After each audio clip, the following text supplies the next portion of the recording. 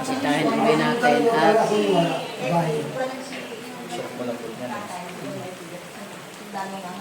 dito na ay walang kamote? Patatas. Isundutin mo yung gayonin mo. Gayonin mo. Sabi ko, dali mo ng bagoong, yun mo na yung... Bigyan mo ng tika kaunting bagoong.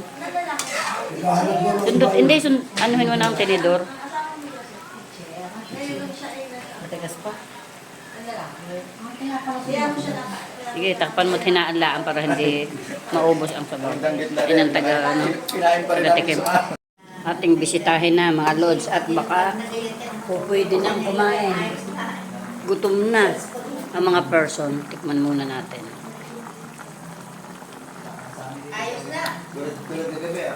Sarap.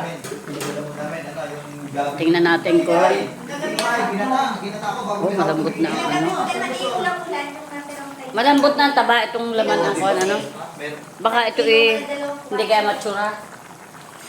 Wala kang Sarap. Kaunti pa. Yung lahat ng mga gustong kumain, pumarinig kayo tayo kakain na ng adobong. ay tatawag na lang pag hindi nakakain.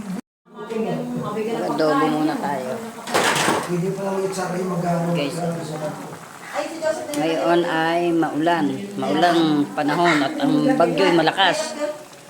Tayo mag-adobo muna ng baboy. May kasamang itlog ng Penoy.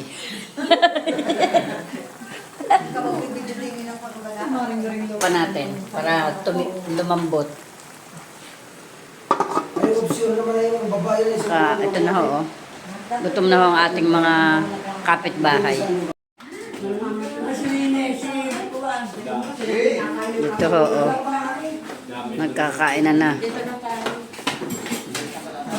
At gutom ko na yun. Ano naman Medyo Masarap naman Sarap, ang kinakain natin eh. Oo. Ba ikaw lang. Ako naman ayaw ko ng maraming kamatis.